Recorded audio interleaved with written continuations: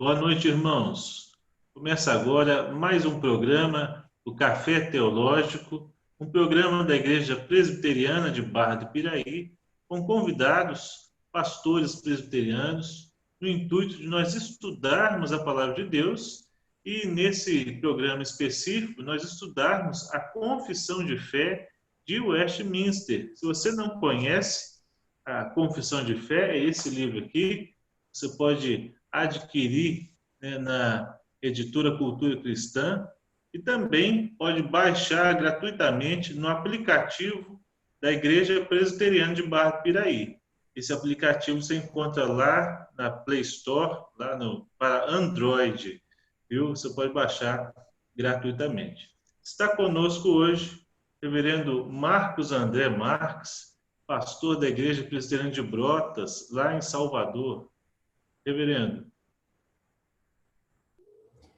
Boa noite, reverendo Ítalo. Boa noite aos irmãos da Igreja Presbiteriana de Barra do Piraí e de tantos outros que, porventura, tenham acesso a este programa. Eu quero cumprimentá-los com a graça e com a paz do nosso Senhor e Salvador Jesus Cristo. Amém. Reverendo, conta um pouco do ministério do senhor aí na Igreja de Brotas. Também o senhor lançou um livro recentemente. Eu já tinha conhecimento do DNA presbiteriano, mas o senhor lançou também um livro novo. Isso. Na verdade, eu sou daqueles que poderíamos dizer de uma vocação tardia, pelo menos no atendimento ao chamado. Eu acho que diferente de você, que foi bem jovem para o ministério, eu, na verdade, tive o meu chamado ainda aos 17, 18 anos e eu atendi esse chamado no culto de missões da igreja, fui desafiado, fui lá para frente, mas como que eu dizia que estava ali para fazer um curso de teologia, mas eu ia ser um bom presbítero.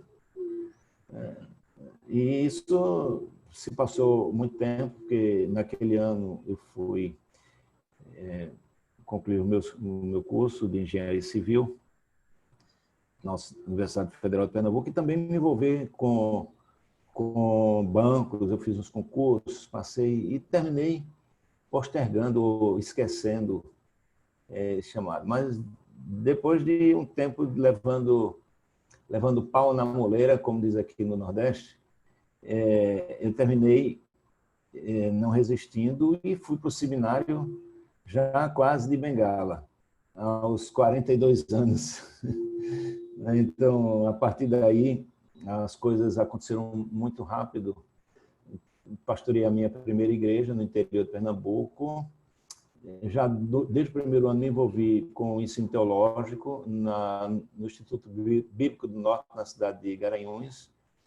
Depois ingressei no seminário como professor e depois de 6 anos de formado eu me tornei diretor do seminário. Deus me deu esse privilégio e ali fui diretor durante 10 anos. Depois passei mais um ano como pastor, com professor residente, tempo integral, para, em 2019, o Senhor Deus me colocar aqui na cidade de Salvador, no bairro de Brotas, um bairro populoso, que você tem todas as camadas da sociedade. Você tem o bairro mais caro, o local mais caro, mas também outros locais mais difíceis, favelas mesmo. Mas um desafio numa cidade grande, com mais de 3 milhões e 400 mil habitantes, e o bairro tem aproximadamente 400 mil habitantes, a igreja nova, 35 anos, e nós então viemos para cá, atendendo esse chamado do Senhor. Nunca passou na minha cabeça que eu iria ser vim pastorear em Salvador. Isso nunca aconteceu. Mas, como nós sabemos, Deus tem os seus caminhos. E aqui estamos nós, no nosso segundo ano. Deus tem me abençoado aqui Eu creio que a igreja também tem sido abençoada através do nosso ministério. Estamos distantes dos nossos filhos. Eu tenho 3 filhos, um homem e 2 mulheres, e 2 netos. Estão todos distantes, e só eu e minha esposa aqui. Né? Mas tem sido momentos gratificantes. Nós temos certeza da vontade de Deus de estarmos aqui nessa cidade, nessa igreja, até quando Ele quiser. E durante esse período, já em 2017, 2018, eu tive a oportunidade de concluir um antigo sonho, que era escrever um livro. E você sabe de que eu, por onde andava, eu tinha uns estudos que eu dava sobre o sistema presbiteriano. E aí eu terminei escrevendo, porque isso demandou um tempo para que ele fosse formatado, né? Muito tempo, por sinal. Então, em 2018, eu terminei publicando esse livro, O DNA do Sistema Presbiteriano. É um livro interessante. Não é porque eu escrevi, mas ele tem uma proposta bem interessante. Porque quando se fala em sistema presbiteriano, as pessoas dizem é governo. É governo, mas não é só governo. Né? Então, eu desenvolvi isso a partir de um livreto publicado pela Editora Cultura Cristã. E a partir daí a gente decidiu fazer esse livro, O DNA do Sistema Presbiteriano. O sistema presbiteriano envolve teologia, envolve a norma, envolve culto, envolve governo, é claro. O livro é uma proposta interessante porque ele também tem uns apêndices que são legais. E eu acho que tá bom. O único problema desse livro é que a revisão ortográfica dele foi horrível. Tem muitos erros e isso me deixou muito triste, mas ele é bem informativo. E o segundo livro foi no início deste ano, essa obra aqui, A Oração que Agrada a Deus. É uma obra na área de oração publicada pela editora Peregrino, que é uma espécie de um resgate da teologia da oração do reformador João Calvino, baseado no capítulo 20, livro 3 das Institutas. Então, essa é a publicação que nós temos. Tem uma outra sendo preparada aí, que são uma série de sermões expositivos que eu tenho feito aqui na Igreja de Brotas, mas aí são 3 volumes sobre o livro de Atos dos Apóstolos. Uma proposta interessante na qual eu proponho atualizar os dados, por exemplo, cidades com nomes atuais, mapas. Eu uso mapas mentais para sistematizar, para fixar o aprendizado. É uma proposta interessante que eu não sei se vai ser publicado, mas a gente já tem pelo menos aí um volume pronto para ser submetido à editora. Reverendo, depois a gente conversa. Eu vou adquirir, mas eu queria autografado. Viu? Depois a gente conversa, depois de estudo. Tá bom. Tá Então, hoje nós vamos estudar o capítulo 17 da Confissão de Fé, que é da perseverança dos santos. O texto básico é Filipenses 1, versículo 6, que diz assim: estou plenamente certo de que aquele que começou boa obra em vós há de completá-la até o dia de Cristo Jesus. E diz assim, no primeiro parágrafo desse capítulo: os que Deus aceitou em seu bem-amado, os que ele chamou eficazmente, santificou pelo seu Espírito, não podem cair do estado de graça, nem total, nem finalmente, mas com toda a certeza, hão de perseverar nesse estado até o fim e estarão eternamente salvos. Reverendo Marcos, uma vez salvos, salvos para sempre? É isso que nós podemos afirmar? Essa doutrina é interessante também, porque juntamente com a própria doutrina da eleição incondicional, que as pessoas, na verdade, confundem a terminologia, né? Porque se fala a doutrina da predestinação, né? Mas a doutrina da predestinação ela é uma doutrina composta de dois elementos, vamos assim dizer. Um primeiro seria uma eleição, que é um aspecto positivo, e o segundo, a reprovação, que é um aspecto negativo. Então, a soma dessas duas é que significa predestinação. Então, aquela é uma doutrina muito questionada e as pessoas têm até raiva dela. E essa aqui também não é muito diferente, né? Muita gente tem ojeriza a essa doutrina, né? E como você bem falou, a perseverança dos santos é a popularmente conhecida doutrina do salvo de uma vez para sempre. Né? Então, salvo agora, então sempre você salvo. Interessante que na nossa confissão de fé, você tem ela exatamente no grupo de doutrinas relacionadas com a nossa salvação, a soteriologia, né? Então, eu definiria, eu fui audacioso e tentei uma própria definição sobre a doutrina, dizendo que é o seguinte: é a doutrina bíblica que, baseada no eterno decreto de Deus, afirma que um eleito jamais perderá a sua salvação, se esquecer, custe o que custar, ou aconteça o que acontecer, ele não perderá a sua salvação. Eu creio exatamente assim, porque é assim que a Bíblia nos ensina essa doutrina. E isso, obviamente, nós temos que ter plena consciência de que não acontece pelos méritos de ninguém, exceto pelos méritos de Cristo. E que essa perseverança, ela dá-se-á não por conta do indivíduo em si, mas por conta daquilo que opera nele e daquilo que foi operado nele. Por exemplo, há uma íntima, uma justa relação entre eleição e perseverança dos santos. E aí eu gosto muito da definição que um teólogo batista chamado Andy Gruden, no seu livro de Teologia Sistemática, ele diz sobre perseverança dos santos. Eu gostava muito de utilizar isso quando ensinava eclesiologia lá no seminário, no qual colocava uma setinha que dizia assim: os eleitos perseverarão até o fim.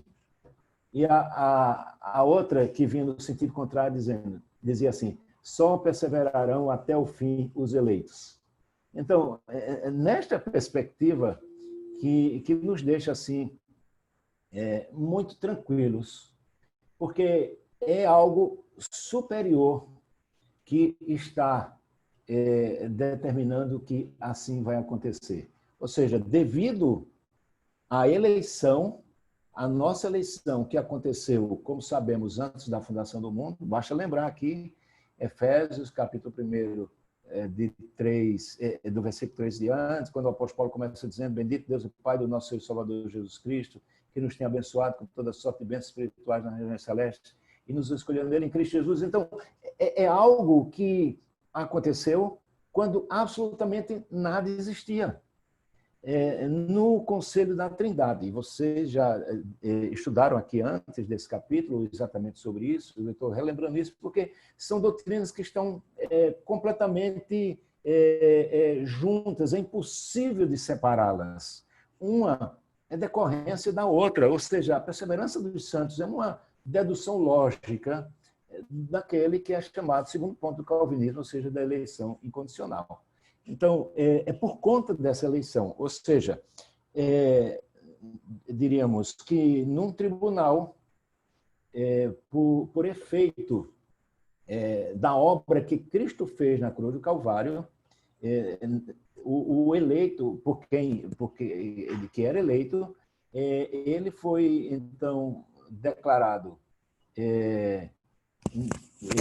ele foi isentado da sua culpa, não porque ele não tivesse cometido o pecado, ele cometeu o pecado, mas por conta da justiça de Cristo que é atribuída a ele. Então você tem já duas coisas que pesam em favor disso. A primeira dela é essa eleição. A segunda, aquilo que Cristo fez na cruz do Calvário.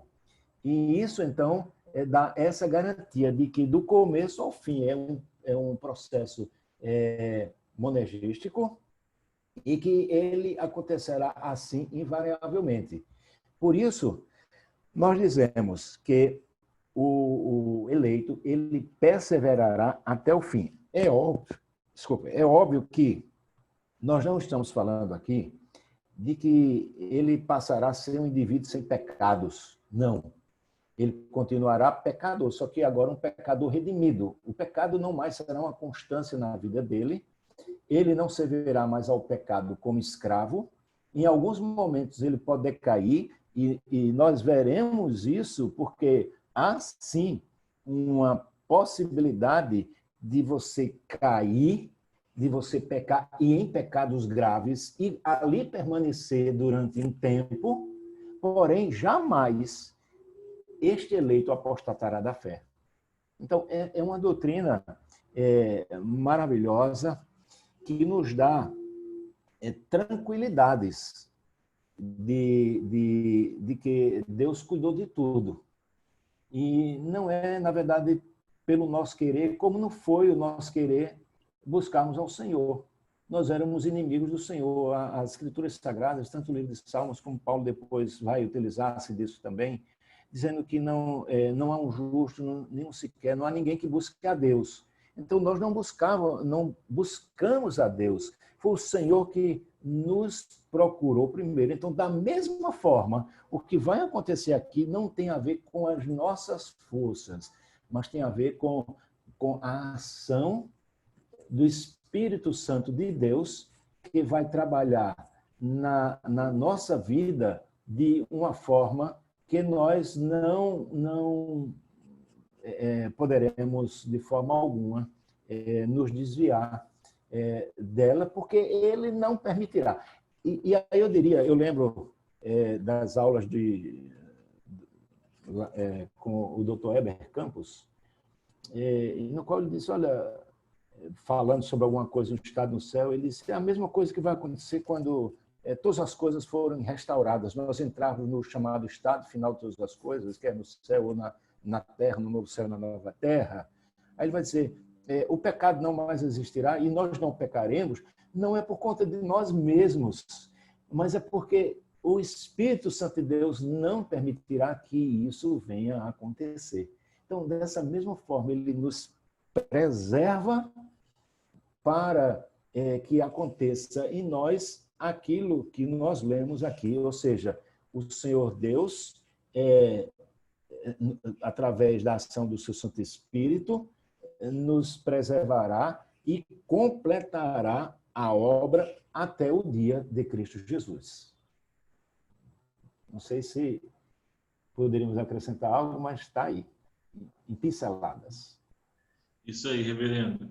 E uma das objeções, né, à doutrina da perseverança dos santos, que as pessoas usam, né, alguns usam, pegam aquele texto de Hebreus 6, né, Hebreus 6, do 4 ao 6, eu vou ler aqui, que diz assim, é impossível, pois, que aqueles que uma vez foram iluminados e provaram o dom celestial e se tornaram participantes do Espírito Santo e provaram a boa palavra de Deus e os poderes do mundo vindouro e caíram. Sim, é impossível outra vez renová-los para arrependimento, visto que de novo estão crucificando para si mesmos o Filho de Deus, expondo-o à ignomínia.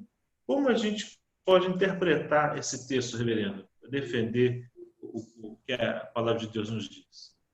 Ótimo. Eu estava, há poucos instantes, pastor tem um problema, não é? A gente é sempre chegado a livro. E hoje, não só o físico, mas também as versões eletrônicas. Eu estava hoje no Amazon.com, porque, eu não sei se você está sabendo, mas a Fiel abriu uma promoção de livros a R$ 5,99. E eu estava lá olhando e vi um outro também a um preço mais barato, R$ 1,99, escrito pelo reverendo Moisés Bezerril, que ele trata exatamente sobre isso com um títulozinho que ele chama de A Queda dos Iluminados. Né? Que ele fará, e é esse o objetivo do autor da Epístola aos Hebreus, uma diferenciação entre aquele que é verdadeiramente eleito daquele que é meramente o iluminado. O iluminado, diríamos que é aquele indivíduo que tem amigos cristãos verdadeiros, que talvez tenha até nascido no lar evangélico, que se empolgou com a palavra, porque a palavra empolga, gosta de estar no meio dos crentes, porque podemos entender que há muita dificuldade, mas é muito melhor o nosso ambiente do que o ambiente do mundo, então é agradável, é prazeroso, as amizades são desenvolvidas ali, as perspectivas, né, principalmente agora com essa luta entre direita e esquerda, né, que é muito linkado, muito colado com a própria participação dos evangélicos, os conservadores, né? Então, pensando dessa forma, então as pessoas estão ali envolvidas com aquilo, ouvem a mensagem do Evangelho é linda, né? Então elas vão, que belo, então elas vão ali e elas participam daqueles momentos, e vocês devem estar lembrados do Salmo, acho que é o 133, ó, como é bom e agradável viver unidos, irmãos, né? Então fala sobre essa união e fala ali sobre o momento em que é ali que o Senhor derrama a sua bênção e a vida para sempre. Então, quando o povo de Deus está reunido, é derramado sobre o povo de Deus aquilo que nós chamamos de meios de graça, que nos vem através da exposição da palavra de Deus, que quando transmitida com fidelidade, é uma palavra viva, né? E com fidelidade, e alguém que consegue falar muito bem, isso faz com que as pessoas se empolguem com a sua mensagem. A mensagem do Evangelho é linda, conquanto seja loucura para aqueles que se perdem, né? Sempre lembrando aquela questão, a mensagem do Evangelho ela tem perfume de vida para os eleitos, ao mesmo tempo a fragrância é de morte para aqueles que são réprobos. Então, dentro dessa perspectiva, as pessoas estão ali, até se empolgam, alguns acham que são crentes, mas eles não passaram pela verdadeira conversão. Eles foram, na verdade, convencidos por eles mesmos, mas não convertidos. Eles foram convencidos na mente. E utilizando aqui a mensagem que alguém já falou, faltou descer 30 ou 40 centímetros. Ou seja, não veio para o coração. Não aconteceu no coração desta pessoa aquilo que as Escrituras vão chamar de ação do Espírito Santo de Deus, que no momento em que alguém está pregando, e pregando com fidelidade, aquilo que é chamado vocatio verbalis, o Espírito Santo, então, toma esta palavra e aplica de forma eficaz no coração do eleito de Deus, porque Jesus morreu.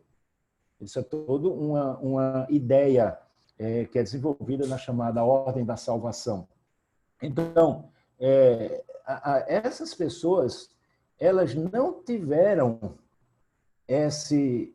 essa vocação eficaz, na qual eles tenham sido convencidos do pecado, da justiça e do juízo, que é uma obra exclusiva do Espírito Santo de Deus. Porém, elas entenderam alguma coisa. Elas percebem que isso é bom.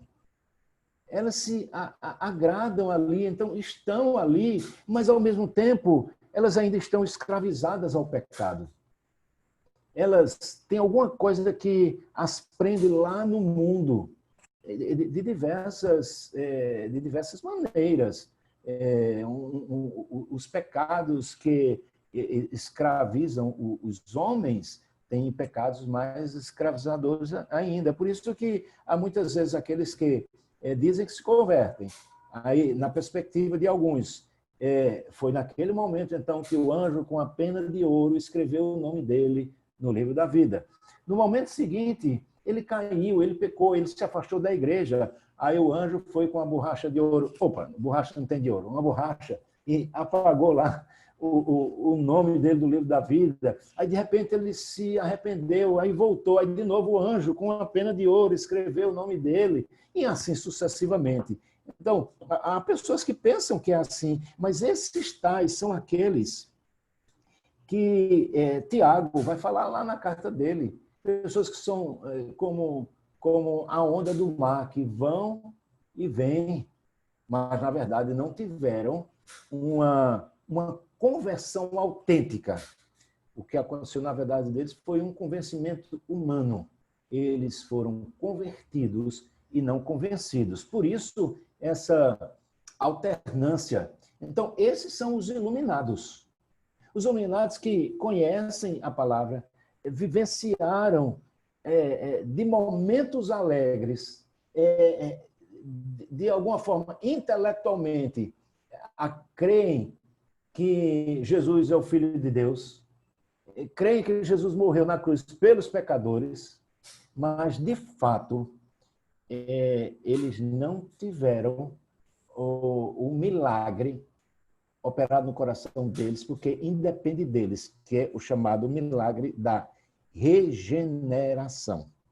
Ou seja, é o Espírito Santo produzir nova vida no coração de um homem que estava perdido e indo para o inferno. Um pecador, um escravo do pecado. Então, ele continua escravo do pecado, só que, em alguns momentos, ele se veste com vestes de quem não é escravo.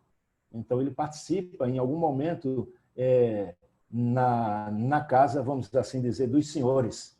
Ele sai um pouquinho da senzala, mas ele pertence lá à senzala. A senzala não saiu dele, então ele volta para a senzala. No caso nosso, não, do verdadeiro cristão, daquele que nasceu de novo. O Espírito Santo nos retira da escravidão do pecado, do império das trevas, e nos leva para o reino do Filho do seu amor, e nos liberta inteiramente. Paulo vai tratar muito bem disso, capítulo 5, 6, 7 da Epístola aos Romanos, quando ele diz que Cristo fez isso para que nós não se víssemos mais ao pecado como escravos. Né? E até, às vezes, no capítulo 7, naquele famoso discurso, o tratado, a argumentação que ele faz no capítulo 7, que alguns chamam do eu retórico de Paulo, né? Essa luta do pecado contra a santidade. E ele diz, eu queria fazer o que é bom, mas eu não consigo, o mal que eu não quero, isso eu faço.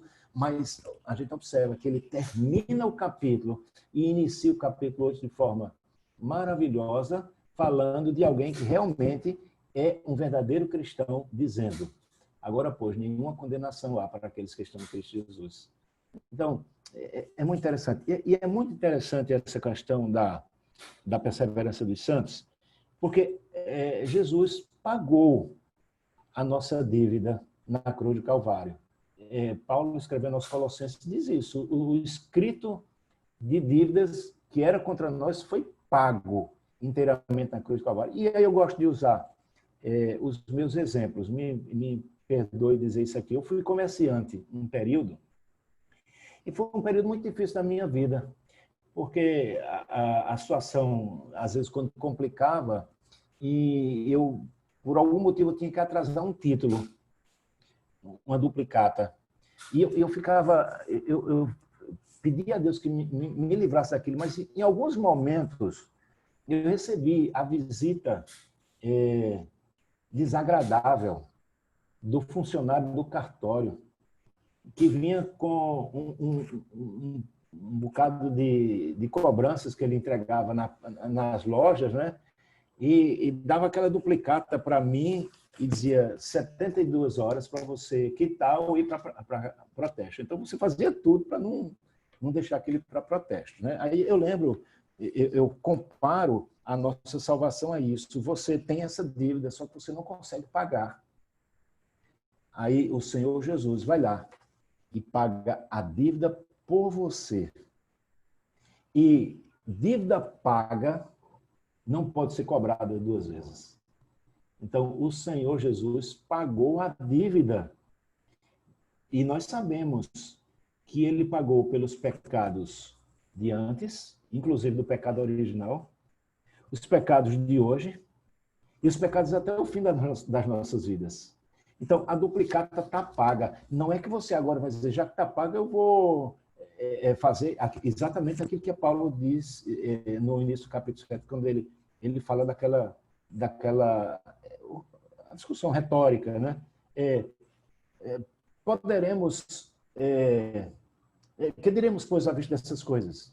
Se somos salvos, poderemos continuar pecando para que a graça seja mais abundante? Aí ele é retórico, ele mesmo vai responder, não, de forma nenhuma. Como é que poderemos viver o pecado nós que para ele morremos? Então, eu quero dizer o seguinte, que a duplicata, ela foi paga. Então, não tem essa história da dívida ser cobrada de novo, porque ela foi paga. Tetelestai, está consumada. E isso, então, é mais um reforço a essa questão da perseverança dos santos. O verdadeiro cristão, não iluminado, mas o eleito, ele tem sua duplicata paga de forma definitiva. Que bênção, reverendo.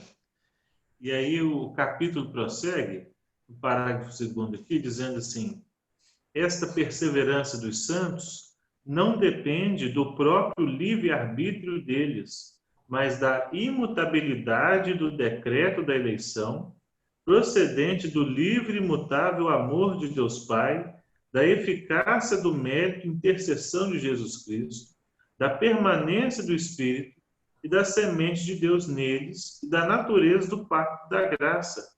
De todas essas coisas vem a sua certeza e infalibilidade. Então, sabendo disso, reverendo, com base no que nós vemos, como que a gente denomina essa doutrina? Eu já ouvi perseverança para os santos, perseverança de Deus, perseverança dos santos, né? Alguns falando. Está tudo certo essas designações? Perseverança de Deus, perseverança para os santos, dos santos, a gente pode usar nesse sentido? Veja só, essa doutrina adquiriu esse nome por conta daquilo que se passou lá em Dort, né? Através do sínodo. Então, esse foi um nome que se tornou utilizado. Como, por exemplo, ele pode ter algum tipo de imprecisão. Pode ter algum tipo de imprecisão. Quando a gente fala de depravação total, não é uma orgia coletiva, né? Como alguns podem pensar, né? Nem é você ser tão depravado quanto poderia ser. Mas depravação total significa que a queda ela teve um efeito devastador que atingiu a todas as áreas da vida humana.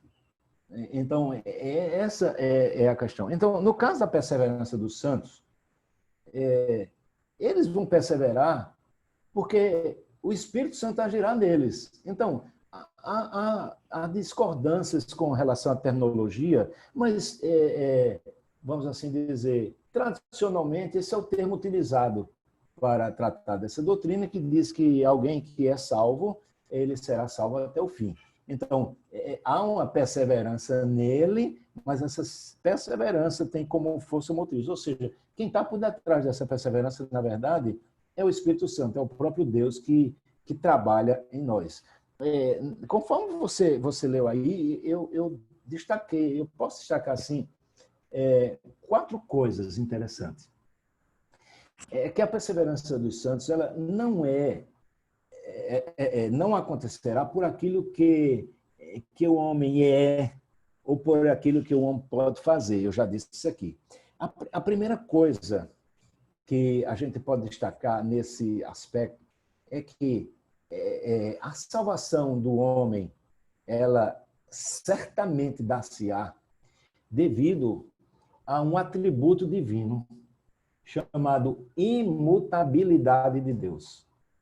Lembram, Tiago fala disso assim, eu gosto muito de citar Tiago, eu sempre uso esse texto, diz assim, toda boa dádiva e todo dom perfeito vem do alto, descendo do Pai das luzes, aí chama a sua atenção, em quem não pode existir variação nem sombra de mudança.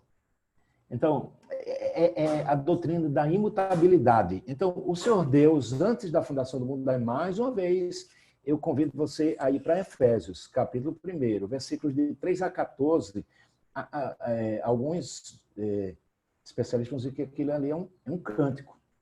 Né? É um cântico, é um momento de adoração, é uma doxologia trinitária. Paulo está adorando a Deus Pai, Filho e Espírito Santo. Ele está lidando com o aspecto antológico de Deus, o ser de Deus, mas também ele está lidando com o aspecto funcional, tanto da trindade ontológica como a trindade econômico-funcional.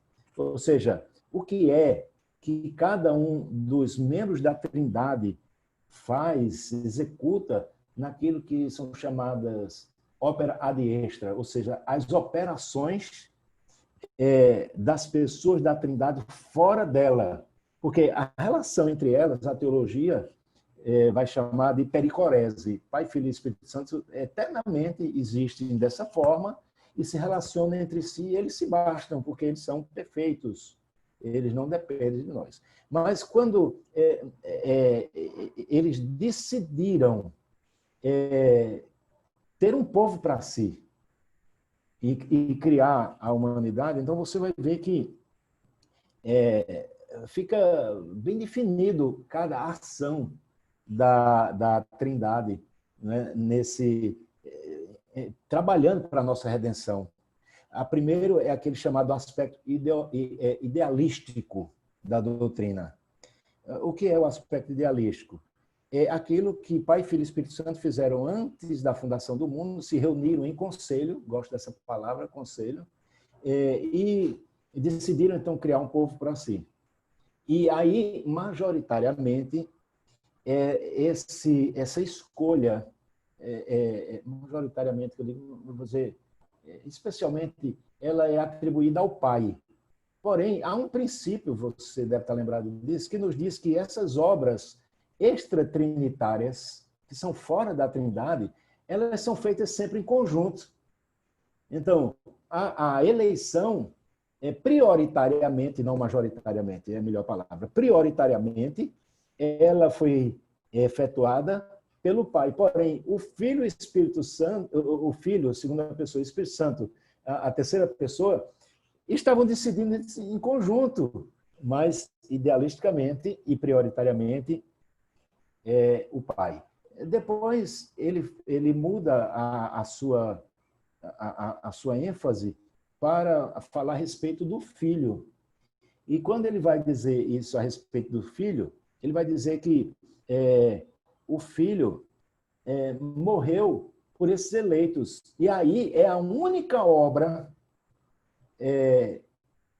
que é externo à Trindade que é feita só por um dos membros da Trindade e não por todos, que é o chamado princípio da apropriação. Apenas o Filho, segunda pessoa da Trindade, morreu na cruz do Calvário. Às vezes é filosófico, mas é exatamente isso que acontece. Ele é que morre lá. Isso aí é o chamado um aspecto objetivo, que aconteceu no tempo e no espaço. E vem depois o aspecto subjetivo, ao qual o Espírito Santo aplica no coração do eleito de Deus a obra que Cristo fez na cruz do Calvário por aquele que foi Deus que elegeu. Então, fica muito, muito fechada, muito equilibrada e estável. Isso que aconteceu, bases sólidas. E isso, então, não pode ser mudado, porque ele o fez e o decreto, a gente chama os decretos, mas na verdade o decreto do Senhor é imutável, assim como ele. Então, se ele elegeu um povo para si, esse povo será o seu povo. Literalmente, não haverá variação nem para mais nem para menos. Inclusive, é uma das doutrinas neotestamentárias, né, que aponta assim para o final dos tempos, é atingir o pleroma, né, o número dos eleitos de Deus. Então, isso não variará. A gente poderia citar aqui, segundo Timóteo 2:18, 19, Jeremias 31:3, para falar sobre essa invariação do decreto, mas a gente deixa para ler em outra oportunidade. A segunda coisa que é importante sobre essa doutrina é que nada, absolutamente nada, vai acontecer pelos nossos méritos, mas pelos méritos de Cristo. Isso fica claro às Escrituras todas, porque diante de Deus as nossas obras são trapos de imundícies. Nós não podemos fazer absolutamente nada que agrade a Deus, nós não precisamos fazer absolutamente, não podemos fazer absolutamente nada para que Deus possa ser melhorado, para que ele seja mais feliz. Nada disso nós precisamos, porque ele se basta. Ele é Deus absoluto, perfeito, e assim deve ser adorado. Agora, existe uma lei, a lei de Deus, e o homem quebrou essa lei no Éden, na queda. Isso precisava, então, ser restaurado. Então, imediatamente, até porque já havia sido determinado antes da fundação do mundo que assim aconteceria, a gente já citou isso aqui, nos aspectos idealísticos, objetivos e subjetivos da doutrina da salvação, que isso aconteceria pelos méritos de Cristo. Então é Cristo que assume o nosso lugar e ele faz aquilo que nós não poderíamos fazer, porque nós somos imperfeitos, nós não obedecemos a Deus completamente. Cristo não, ele obedeceu, ele atendeu todo o requisito da chamada lei de Deus através da obediência ativa, ou seja, ele cumpriu toda a lei de Deus sem quebrar absolutamente nada, a lei que ele próprio estabeleceu. E, em segundo lugar, ele ainda obedeceu passivamente. De que forma? Nós não obedecíamos, não conseguiríamos obedecer, então ele obedece no nosso lugar. Ele faz com que a nossa a obra que ele fez seja colocada sobre nós. Quando Deus olha para nós, ele não nos vê a nossa obra, que são trapos de imundícia, mas ele vai ver a obra de Cristo, o sangue de Cristo. Então, é pelos méritos de Cristo, é por aquilo que ele fez na cruz do Calvário, que nós também perseveraremos. Então, em primeiro lugar, a imutabilidade do plano de Deus. Em segundo lugar, por conta dos méritos de Cristo que ele fez. Em terceiro lugar, as previsões do pacto, como nós temos aí, pela natureza do pacto. O pacto da graça é diferente do pacto das obras. O pacto das obras exigia que houvesse, era de mão dupla. O homem obedeceria, aí Deus o abençoaria e manteria ele naquele estado, um estado de equilíbrio, né, aquele que os teólogos vão chamar de shalom, e vão dizer que ele, então, seria esse pacto enquanto o homem cumprisse com o seu papel, Deus o manteria naquele estado, que era um estado de vida eterna. Não era a vida eterna, mas era o estado de vida eterna. Ou seja, indefinidamente ele continuaria assim enquanto obedecesse. Além disso, ele tinha qualidade de vida, porque vida eterna é isso, é extensão sem fim e qualidade. O homem, então, tinha qualidade e tinha esse tempo indefinido enquanto obedecesse. Mas nós sabemos o que aconteceu. O homem pecou. Então, ali mesmo, no Éden, o Senhor apresenta o chamado Pacto da Graça, que é apresentado ali o proto-evangelho, né? A promessa do Redentor que viria e esmagaria a cabeça da serpente, e esse pacto das obras, ele não é mais bilateral, mas ele é unilateral. Mesmo que nós permaneçamos, sejamos infiéis, Deus permanece fiel. Mais uma prova dessa perseverança dos santos. Ou seja, Deus permanece fiel a despeito da nossa infidelidade. Mas isso não é licença para pecar. Precisamos ter isso muito bem definido na nossa vida. E em quarto lugar, para que a gente não atrapalhe muito, um outro detalhe é que nós perseveraremos até o fim, não é? Nessa chamada perseverança dos santos, não pelo nosso poder, mas no poder constante e preservador do Espírito Santo de Deus.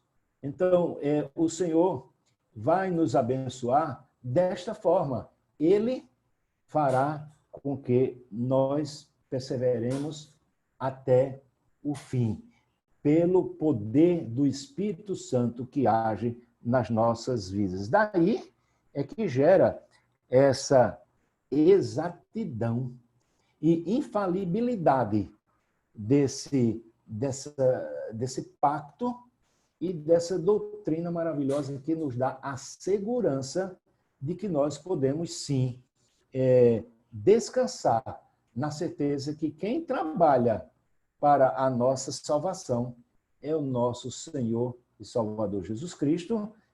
O Espírito Santo de Deus é aquilo que ele tem para realizar nas nossas vidas.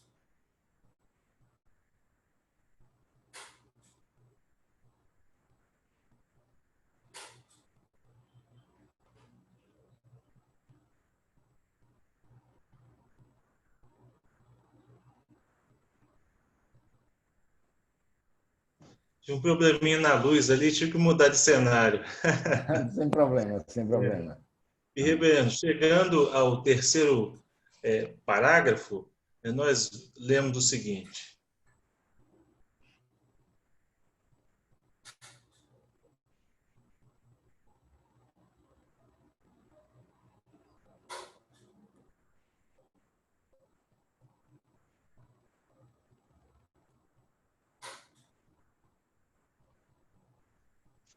nós lemos no terceiro parágrafo: eles, porém, pelas tentações de Satanás e do mundo, pelo predomínio da corrupção restante neles e pela negligência dos meios de sua preservação, podem cair em graves pecados e, por algum tempo, continuar neles. Incorrem, assim, no desagrado de Deus, entristecem o seu Santo Espírito e, em alguma medida, vêm a ser privados de suas graças e confortos. Têm o coração endurecido e a consciência ferida, prejudicam e escandalizam os outros e atraem sobre si juízos temporais. Então, pensando nisso, reverendo, esse último ponto aqui, os salvos podem cair e se afastar de Deus? Sim, porém não definitivamente. Tá certo? É isso exatamente que essa seção 3 do capítulo 17 nos diz. Pode cair sim, porque o cair é do homem, mas o levantar é de Deus. E é interessante verificarmos isso, porque nós estamos falando aqui do verdadeiro crente, ou seja, aquele que já nasceu de novo através do poder do Espírito Santo, poder regenerador, né? Ele é salvo, mas em algum tempo ele pode cair. A confissão nos diz cair em pecados graves. Pecados graves. Aqui nós podemos lembrar, de pronto, do próprio rei Davi. Adultério, mentira e assassinato. Então, pecado grave. Mas ele não ficou lá, certo? Ele foi restaurado pelo próprio Espírito Santo de Deus, porque ele ia ficar ali por um tempão. Mas o Senhor Deus manda o seu profeta, Natan, que confronta o rei, né? E ele, então, reconhece o seu pecado, ele se arrepende e deixa o seu pecado. Então, esses pecados podem acontecer, principalmente porque nas nossas vidas nós temos 3 fontes de pecado. Em primeiro lugar, nós somos tentados pelo mundo, pelo sistema. Já pensaram tanta corrupção existente no mundo hoje? Não vamos nem pensar, vamos pensar no Brasil. Vamos pensar isso que está acontecendo aí no Rio de Janeiro, do governador Witzel. Em plena pandemia, os gatunos vão lá e metem a mão naquilo que deveria ser dado ao povo. Isso é um absurdo. E isso nada mais é do que o sistema que é corrupto e corruptor. Se nós não abrirmos os olhos, nós caímos também. Porque nós sabemos que isso pode vir a acontecer, sim. Que Deus nos livre, que Deus tenha misericórdia de nós. Mas isso pode acontecer. Então, a nossa primeira fonte de tentação é o mundo, um sistema corrupto e corruptor. E lembrando-nos daquilo que nos diz nas Escrituras Sagradas, o mundo jaz no maligno. Então, dele vem muitas tentações. Essa é a primeira fonte. A segunda fonte que nós podemos citar como tentações para a gente é o próprio diabo, as seduções de Satanás. Paulo, escrevendo aos Coríntios, segunda carta, ele vai falar que o diabo ele se veste de anjo de luz.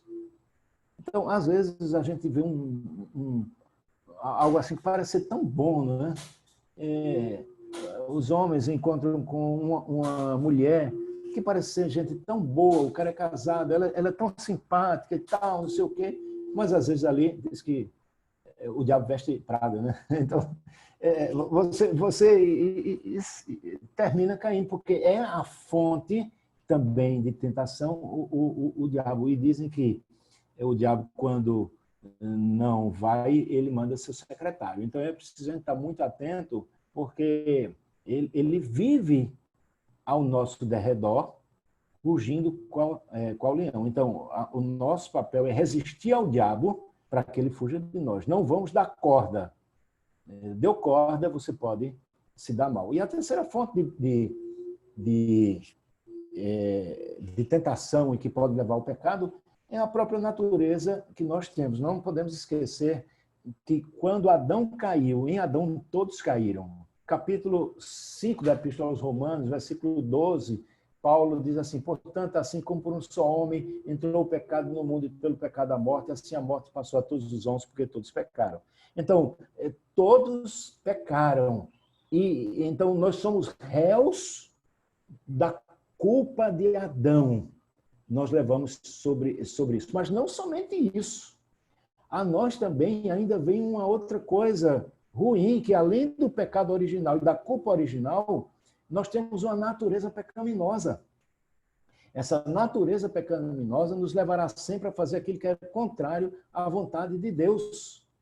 E essa natureza pecaminosa também nos tenta, nos quer levar para longe de Deus.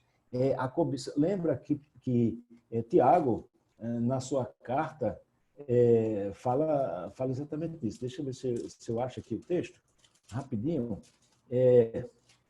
Tiago.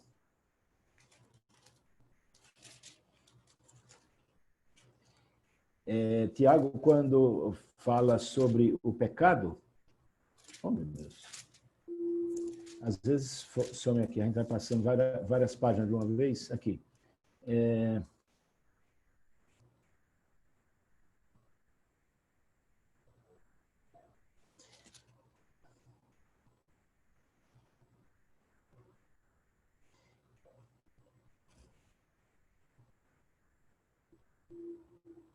Tiago, capítulo 1,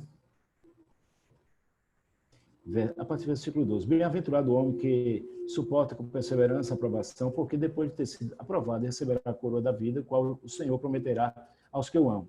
Ninguém, ao ser tentado, diga: sou tentado por Deus, porque Deus não pode ser tentado pelo mal, e ele mesmo ninguém peca. Pelo contrário, cada um é tentado pela sua própria cobiça, quando esta o atrai E o C2, então, a cobiça, depois de haver concebido, dá à luz o pecado, e o pecado, uma vez consumado, gera morte. Então, esse é outra fonte. Irmãos, talvez você possa achar que eu estou exagerando no que eu vou dizer a vocês, mas talvez esse seja o nosso maior inimigo. O maior inimigo é a luta contra a nossa própria natureza pecaminosa, né? A nossa própria natureza pecaminosa. E aí, eu diria que um outro problema é a negligência dos meios de graças. Mesmo sendo salvos, a gente negligencia as disciplinas espirituais, os meios de graça, né? A oração, a pregação, a participação na ceia do Senhor. E aí a gente fica vulnerável ao pecado. E aí termina acontecendo aquilo que não deveria acontecer. E nós caímos em pecados e pecados graves. Poderemos cair, mas também, ao mesmo tempo, não podemos esquecer que, em sendo eleito, observe o que eu estou dizendo, em sendo eleito, não se permanecerá no pecado, mas Deus restaurará e você será limpo novamente, à semelhança de uma ovelha que caiu na lama, mas ela não fica na lama, ela sai da lama. E ela vai ser, então, limpa pelo seu pastor e vai ser ovelha e não porco. Porque quem cai na lama e fica chafurdando na lama é um porco, portanto, um não eleito. E, reverendo, com a pandemia, né, a pandemia trouxe muitos desafios à igreja, desafios novos, né, também.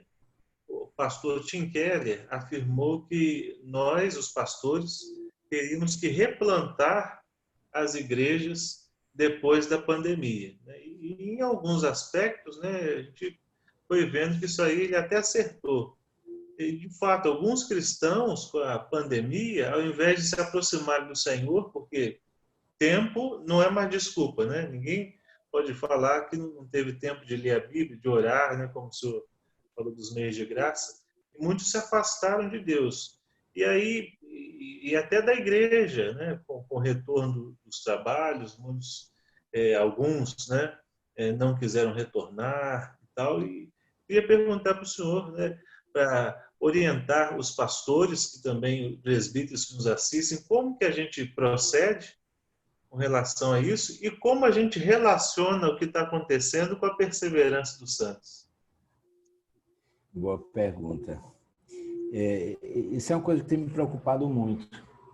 Aqui em Salvador, nós não tivemos o fechamento das igrejas. Como, por exemplo, em Pernambuco, o meu estado de origem, as igrejas foram fechadas e não queriam deixar nem transmitir os cultos. Houve movimentos, houve muita coisa para, pelo menos, transmitir os cultos, né? E aqui em Salvador, não, nós nunca fechamos.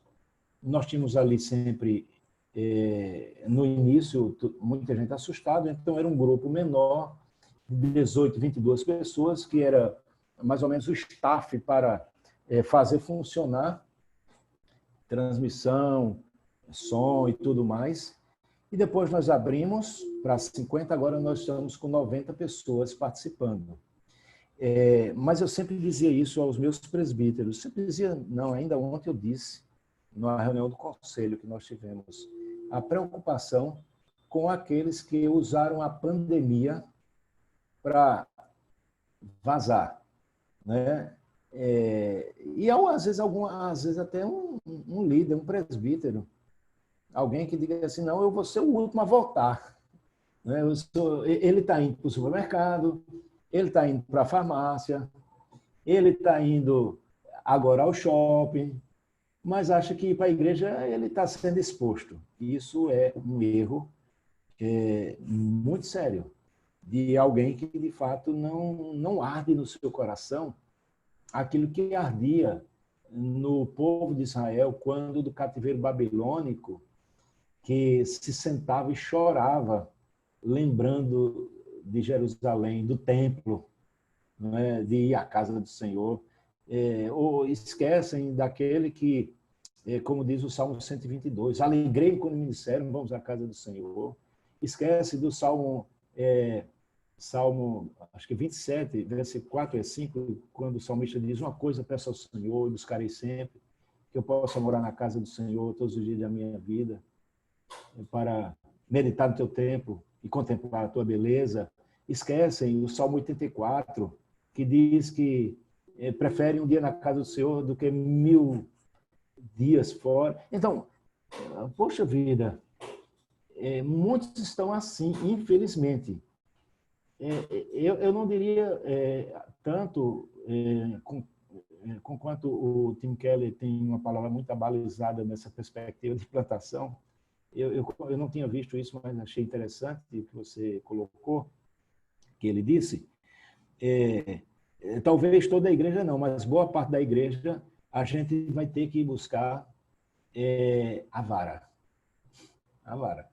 Como os pastores faziam no Oriente Médio com aquelas ovelhas desgarradas. Só que essas ovelhas desgarradas hoje, elas não estão no lamaçal do pecado, aquele pecado tenebroso, horrível, mas elas estão no conforto da sua casa, na sua zona de conforto. Ah, tá tão bom aqui, eu assisto a mensagem daqui, eu posso participar da ceia daqui, eu corto meu pão, eu vinho, o pastor fala lá e eu participo. Agora teve até o batismo, uma cena chocante eu vi essa semana. Eu já tinha visto aquela cena de que o cara estava batizando o outro, ele jogava água sobre si. Mas agora, numa igreja Renascer em São Paulo, parece que foi na Matriz, não sei se você chegou a ver isso,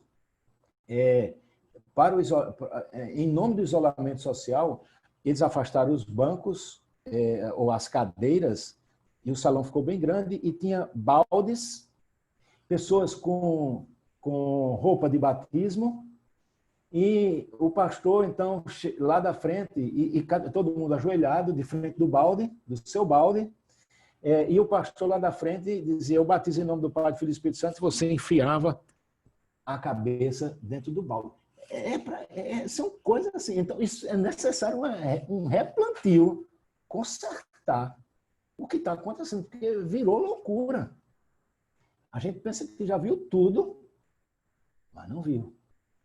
Então, eu acho que sim, mas eu entendo também que a igreja tem sempre um remanescente fiel. Pelo menos, e aí é claro que eu vou citar simbolicamente, pelo menos 7.000 que não dobraram os joelhos a Baal.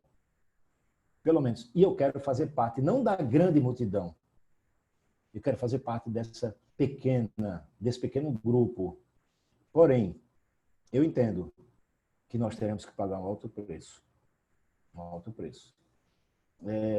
Algumas coisas nessa pandemia foi bom. Por exemplo, eu casei 3 pessoas, vou casar mais 3 agora, na pandemia. Né? Eu disciplinei, eu não, o conselho, né?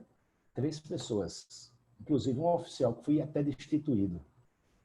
Mas esse próprio ato que aconteceu do oficial ser destituído gerou uma comoção na igreja. E hoje nós temos funcionando todos os dias, exceto o domingo, uma reunião de oração que começa às 5 da manhã com um grupo e outro às 6. São 35 homens divididos em grupos de 5 que todos os dias, às 6 da manhã, através de aplicativo, nós nos reunimos, lemos um texto das Escrituras Sagradas e oramos. São 30 minutos. E as mulheres também fazem o mesmo. Às 7 da manhã. Todas as mulheres. Então, tem coisas positivas. Eu sei que algumas coisas a gente vai ter que readaptar. Por exemplo, fala-se que agora o Supremo Conselho está discutindo a questão de que as reuniões do Conselho da Igreja, que são sempre ordinárias, né, nós sabemos disso, elas agora serão desmembradas. Haverá reunião que é ordinária e reunião extraordinária. As reuniões ordinárias serão 4 vezes pelo menos 4 reuniões terão que acontecer de 3 em 3 meses, ordinárias. E as reuniões extraordinárias para tratar de outros assuntos, a proposta é que essas reuniões sejam feitas via aplicativo. Não sei se você sabia disso. As outras não, presenciais. Então, muitas coisas que terminam gerando algum benefício. Mas eu não sei se, no cômputo geral, é benefício ou malefício. Porque nós já tivemos o mundo estendendo a mão para ajudar a igreja e nós abraçamos isso.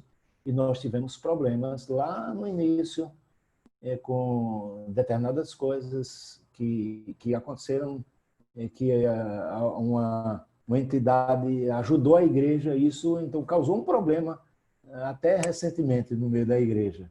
Então, às vezes eu tenho medo se essas questões não serão mais problemas do que bênção, do que solução. Mas entendo sim que um remanescente fiel perseverará e um grupo infiel que já flertava com o movimento de desigrejados, para esses foi a faca e o queijo. Eles vão se completar. Infelizmente. Essa é a minha concepção.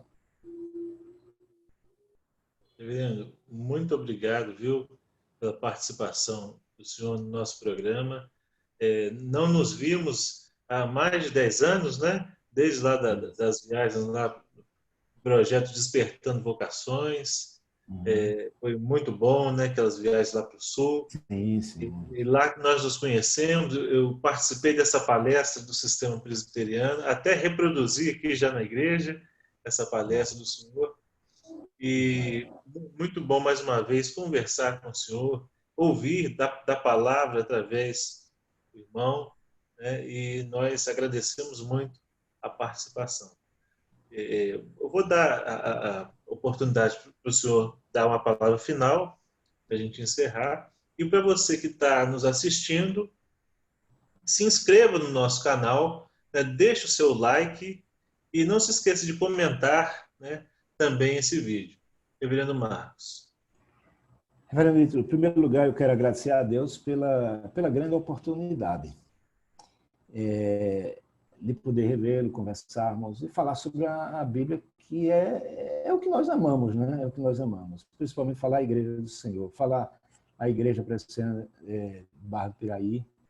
E há muitos outros que, porventura, venham a acessar.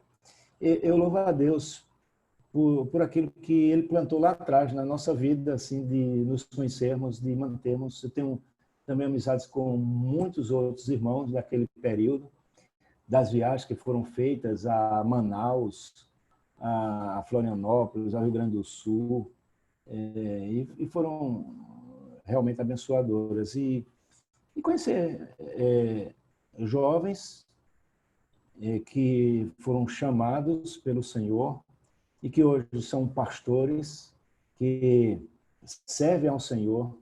Eu fico muito alegre de presenciar isso, como Deus faz. Ele age nos nossos dias através dessas causas secundárias que somos todos nós, né? E eu fico muito alegre em reencontrar você e sentir esse carinho, essa consideração. Você me lembrar algumas coisas que a minha mente velha já não está mais nem conhecendo, nem lembrando, mas você me lembrar disso foi muito interessante. E que Deus abençoe o irmão aí na igreja. E para os irmãos aí da igreja, eu quero dar uma palavra dizendo assim: sejam sempre firmes, constantes e inabaláveis no Senhor, sabendo que no Senhor o vosso trabalho não é vão. 1 Coríntios, capítulo 15, 58. Deus os abençoe ricamente. Quem dera, queira Deus, né, que nós tenhamos um outro momento, me coloco à disposição para conversarmos mais sobre o nosso Deus, sobre a sua obra, sobre a sua igreja, sobre nossas vidas. Deus abençoe a todos e a você também, meu irmão. Deus te abençoe ricamente.